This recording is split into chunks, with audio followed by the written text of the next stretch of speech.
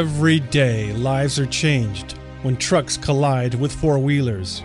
About a dozen people lose their lives, dozens more are injured, and hundreds of people have to deal with what happened to their friends and family members.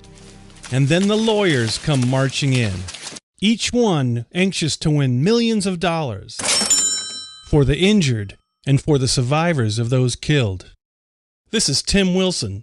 I have no doubt that with the new awareness and simple tools I'm about to give you, we will reduce accidents, large and small, and we will reduce human suffering across America.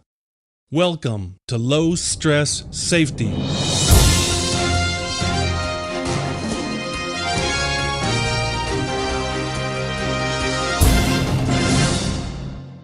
First, let's check out The Stress Mess.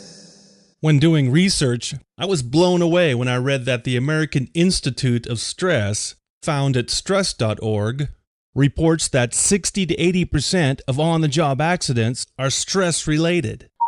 How is that possible? How can 60 to 80% of on-the-job accidents be stress-related?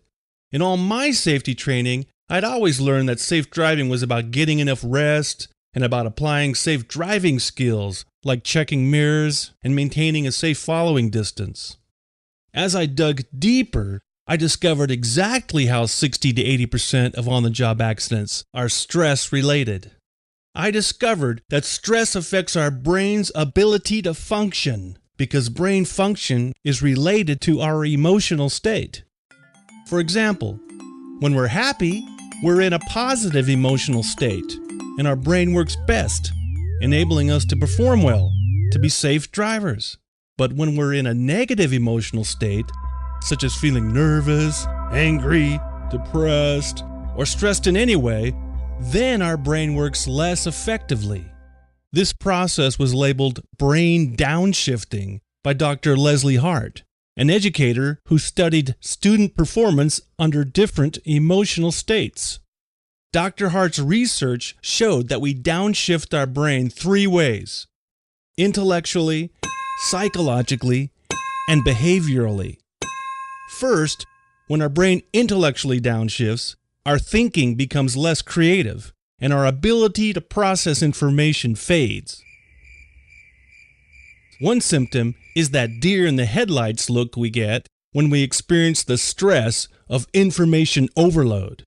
In this state, our ability to think literally shuts down. Second, when our brain psychologically downshifts, we quickly become immature, resulting in behavior like throwing things, mimicking, and pouting. In this state of mind, we don't perform well, and we're more likely to cause accidents, because when our brain downshifts to an adolescent mindset, we're less likely to follow safety precautions, like a rebellious teenager. Thirdly, Dr. Hart's research revealed that the stress of problems and challenges may trigger our brain to behaviorally downshift, causing us to become rigid and inflexible. A common example is when we're running late and can't find our keys. In this stressed out state, we check our pockets and look under the same papers several times, as if our keys will magically appear on the next attempt. I learned that when our brain is behaviorally downshifted, it's fixating on the cause of our stress, leaving little brain processing power for graceful body movement, making us clumsy and unaware, more vulnerable to accident and injury. Let's quickly reconstruct a rear-ending accident. This seems like an easy call.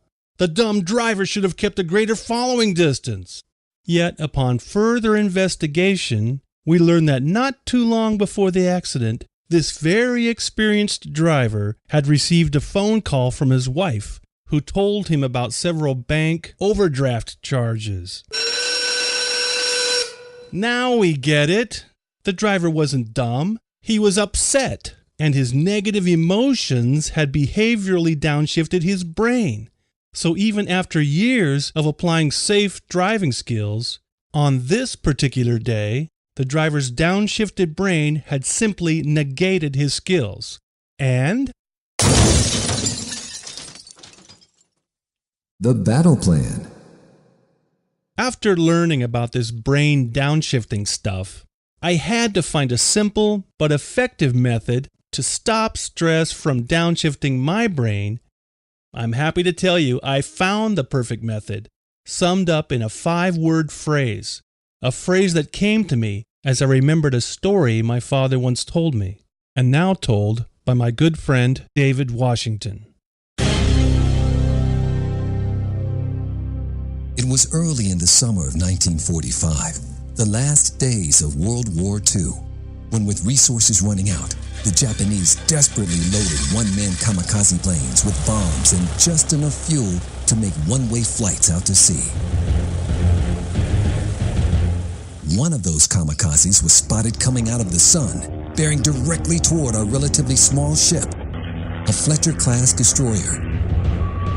The pulsing auga of General Quarters awoke our captain and sent all 250 of his crewmen scrambling. Then out of nowhere, a second plane appeared, a U.S. Navy Corsair. We called them the guardian angels of the sky, and for good reason. Able to fly over 400 miles per hour, within seconds, the Corsair intercepted its prey. Its 40-foot wingspan nestled 8 rockets and 6 50-caliber machine guns, making short work of the kill. On our ship, knowing only of the kamikaze, our alarmed captain had rushed the bridge shouting, "What's his bearing?" An officer lowered his binoculars and proudly replied, "Straight down, sir. Straight down." Then the Corsair pilot flew over our ship, rocking his wings. We were saved that day. Isn't that a great story? It's 100% true, and my father was a 19-year-old sailor on that destroyer, the USS Willard Keith. And now, many decades later, those 90 seconds in 1945 provide the perfect backdrop to help us stop brain downshifting. Here's how. The state of war is our stress. The kamikaze is our brain downshifting, and the Navy Corsair stops it. Which brings us to that method, summed up in this 5-word phrase. Keep Corsairs in the air. To save ourselves and others, we must be ready. We must keep Corsairs in the air. And just how do we do that? The one simple thing we do is keep a laminated list handy.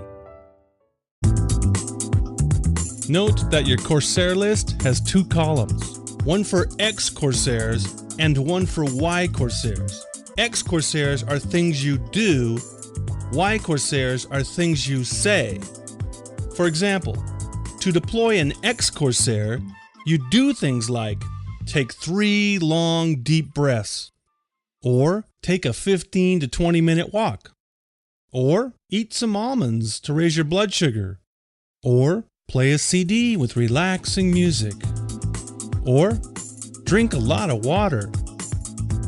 To deploy a Y Corsair, you say things out loud like, "I've solved problems like this before," or "More things are working for me than against me," or "Nobody can make me angry, nobody can make me argue," or, and this is my wife and I's favorite, "It is what it is." Did you know that when you say things out loud, that your mind makes them real to your body? It's true. For example, if I say, "That really ticks me off," my mind tells my body to make it so. Instantly, chemicals are released, muscles tense, and my ability to concentrate and focus diminishes. On the other hand, when I deploy a Corsair by doing or saying something on my list, all brain downshifting stops. When that happens, I'm a calmer, happier person. I become a low-stress, safe driver, and as such, I'm much less likely to injure or kill myself or others. By doing and saying things on your list often, even when things are calm, you'll always be ready for the next attack.